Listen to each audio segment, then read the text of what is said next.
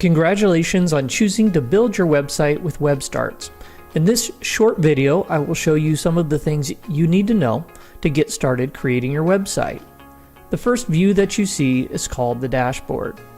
In the dashboard, you will find things like a thumbnail to your website, a button to edit the pages of your website, a button to add a domain name, upgrade your plan, a link to your website, as well as panels to each one of the apps associated with your site.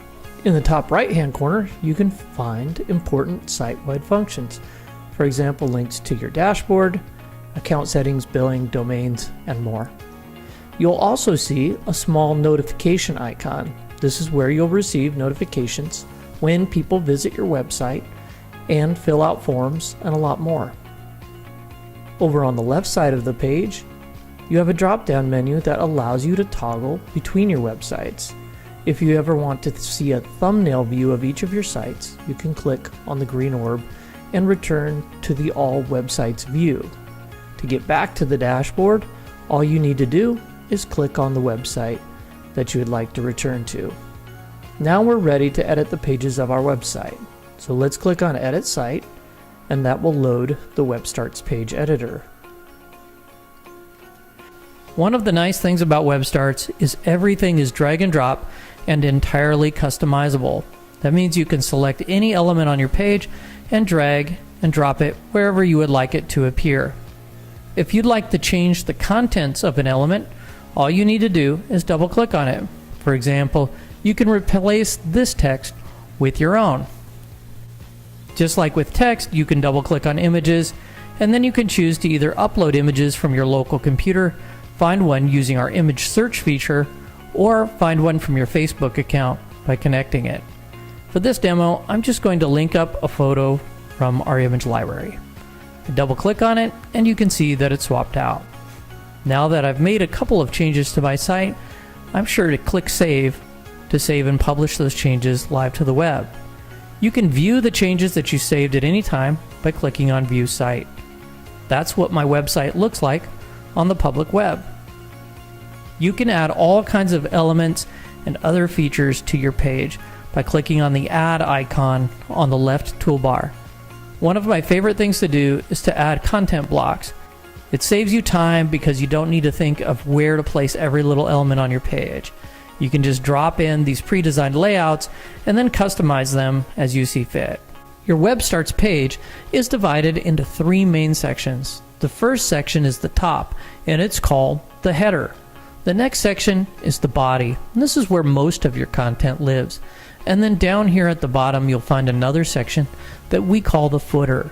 Notice that both the footer and the header, when selected, have this green outline. Anything that you place in the header or footer will appear in the exact same place on every single page of your website. We do this so that your users will have a great experience when navigating from page to page. So notice, for example, that my menu is located in my header. So when I view my website and I click on a page in the menu, it's in the same spot no matter which page I'm on. What a great experience. You can manage the page names that appear in the menu by clicking on the Pages icon. Here you can change those page names by clicking on the settings cog and then renaming the pages. You can also do things like arrange the order in which they appear, and you can even create sub-pages by dragging your pages under other pages. Now I've got a little drop-down menu, for example. I don't want that, so I'm just going to drag it back. You can also add pages by clicking on the Add option and choosing to add either a page or a link to another site. And that's how you manage your menu. Another nice feature of WebStarts is Smart Grouping. Smart Grouping allows you to attach multiple elements to a single strip. So for example, if I would like to add a little bit of text to my page, just like this, I can drag it and notice that it's attached to my strip. Once it's attached to this photo strip, I can then drag the photo strip and all the text attached to it all at the same time. I can still always go back and drag that text independently wherever I would like it to appear. This helps you save time by allowing you to group elements together and move them all at once rather than place them individually. Along with smart grouping, we provide what we call smart handles.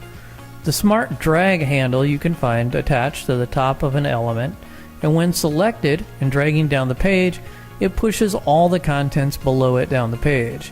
Just like you can push content down the page, you can also pull it up the page all at the same time by using the smart drag and dragging up.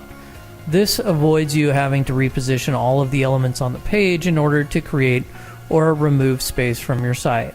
Similarly, you can use the smart resize option to create space or increase the size of an element without repositioning the other elements on the page. All of the elements on your WebStarts page are stacked in layers. That means you can place elements on top of one another. You can manage where an element appears in the stack of layers by selecting the element and then choosing to either send that element to the back, send it backward a single layer, bring it forward a single layer, or send it all the way to the front. To change the page that you're editing, choose it from the drop down in the top left-hand corner. Notice that I toggled from my home page to my about page, and I can now begin to edit it. If you'd ever like to add a new page, you can do that by clicking the new page icon and then choose to either create the page from a blank page or make a copy of an existing page. Making a copy of an existing page is a great way to save time if you already like the layout of a specific page. Give the page a name and click Create Page, and that page is created. Notice that I'm now on that page and I can begin to edit it. It's also automatically added to my menu. Now that you've customized your website, you're going to want to add a domain name to it. To do this, click Add Domain and then choose whether to register a new domain name for your site or connect one that you've previously registered elsewhere. If you choose the option to register a new domain, WebStarts will automatically configure that domain name to work in a matter of less than a minute. It's really pretty amazing. For this demo, I'm just going to choose a really wacky and crazy domain name. When your domain name is available, you'll be notified and then prompted to upgrade to one of the paid plans. Please note, to connect a domain name, you must first upgrade to one of our paid plans.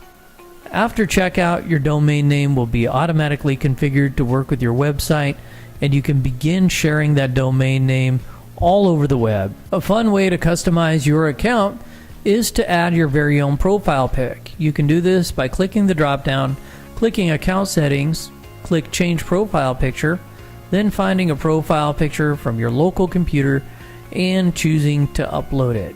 Once it's added, be sure to click on Update, and that's applied to your account. In this video, we touched on just a few of the many powerful features of WebStarts.